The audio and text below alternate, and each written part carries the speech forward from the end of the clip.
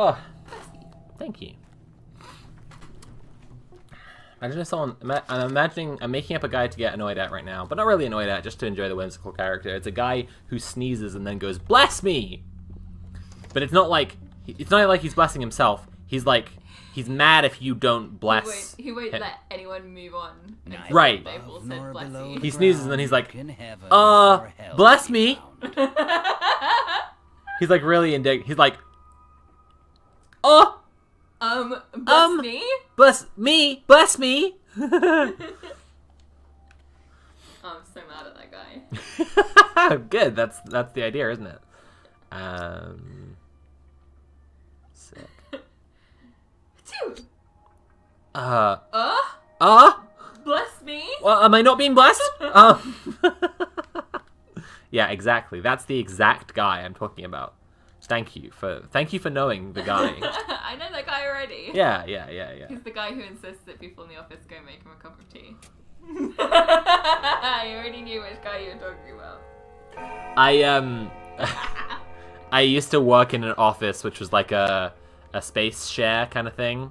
I'm gonna put all these organs in here and see if, and I don't know if they're gonna stay where I put them. I don't know if that's how that works, but I'm just gonna take the risk because I can get more organs if I need them. I know the way, but I'm just gonna take the risk for now. See what happens. Can I please use that guy as a character in something? I love that idea and I want to write that. Go ahead. Absolutely, of course. Yeah,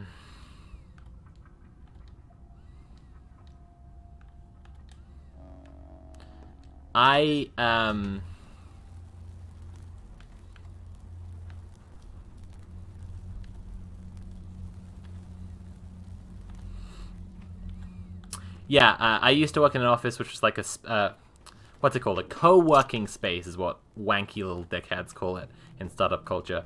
A shared office space is what a human being would call it. Where like more than one, yeah, exactly. More than one company has their staff working in the same office because you want cheaper rates on the office rent. And there was a guy who wasn't in our company, and our company was worse in many ways. This was when I had the boss who stole £3,000 from me in wage theft.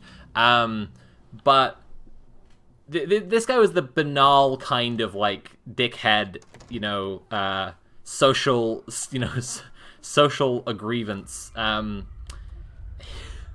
So like every day, multiple times a day, he was like.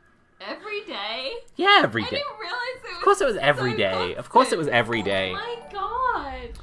Donating money to Artemi's organ fund. I really appreciate it. Thank you, Charlie. Okay, we're pausing for story time. That's what's going on. That's what's going on.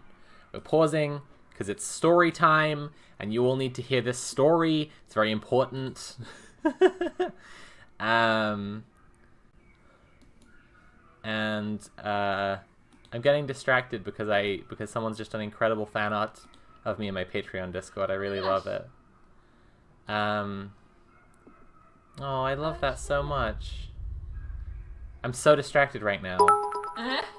Okay, I'm back. No, I'll show you all the thing on the. I'll show you all the thing on the stream. Let's do that.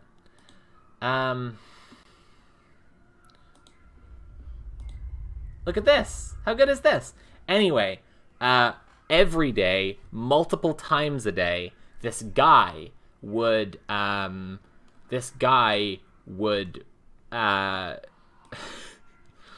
he would be like, is anyone getting up to make tea? So, I don't know if this translates to American office culture at all, or if anyone here has worked in an office, but in British office culture, if you're getting up and you're going to the kitchen to make yourself a cup of tea, it's not necessary, but it is polite to offer to make anyone else who wants some tea as well. You know? Grab a coffee is similar. Right, okay, so yeah, okay, in hyper-capitalist Yankland, you all only have buying coffee, but we will have like an office kitchen where we're just boiling some water and making some tea. I'm just teasing. I know it's whatever. So, like I say, it is normal, or even, it's polite, but it's not necessary, but it's pretty normal to make people tea if you're going to make tea for yourself. This guy would say to everyone, is anyone making tea? Like, he wanted other people, and it's notable that 3 out of the 5 people in the team at the desk were women. He wanted someone else to make him tea. He wanted a woman to go make him tea. He wanted a woman to make him tea, yes. Yes, he wanted a woman to go make him tea, exactly. And it was so cringe because, like, multiple times a day, every day, he was going, is anyone going to make tea? Anyone going?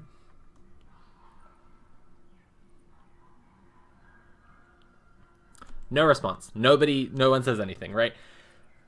And it was just like, and I told Nat about this at the time, and like, we just fixated on this guy because he's just like so fascinatingly awful. And it's just like, make your own tea, my guy. But the most fascinating shit would happen where he would, that would happen 5 minutes later, right? Hey, is anyone making tea? Is anyone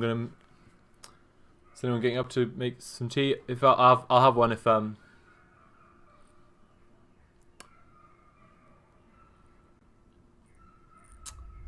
Well, I'll go. I'm gonna make tea. Does anyone want you? You can get me next time. And he started to try and like negotiate this deal, like it was a trade. Like he would do it, but just on the condition that he knows that someone else will do it next time. And it was just like, it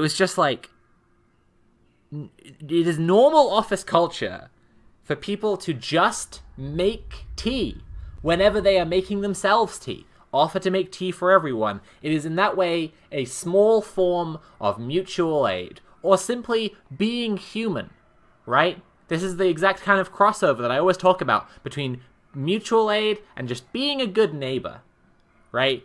There's no kind of trade involved in it. There's no economics. There's no numbers attached. It's just, when I'm making tea, if you need some tea, I'll make 2 cups of tea, right? And this guy, he couldn't he couldn't will them into making him tea. So instead, he tried to make it so he'll do it, but only if they'll do it next time. And he would get this is how it would get, right? This is how it would get.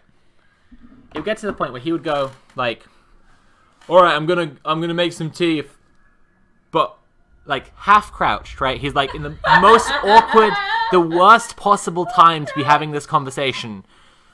He would go he's getting up, and then he's but you'll get me next time, right? You'll next time we get me one. And then he's talking to someone and making eye contact with them, and he's half crouched, right? He's in the worst possible, the most tense position. They're obviously just yeah, go, make the tea. Because they want him to just fuck off, right? Because they want him to just fuck off. He's just you'll do one. Okay. You'll make me one though. Bless you, okay. Right. And then when people agreed, he'd go and do it. But sometimes they wouldn't agree. And sometimes they would just ignore him. And he would just stay there.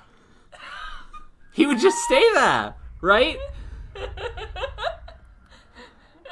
too awful. I never saw him stay for more than a minute. A minute is a really long time. Are you kidding me? He would stay hanging around like that for a minute, waiting for someone to agree? He wouldn't stay for a minute. That's what I'm saying. A minute was definitely beyond his tolerance. 30 seconds? He definitely once did it for longer than 30 seconds. That's horrific. That's a disaster. I'm cringing to my toes.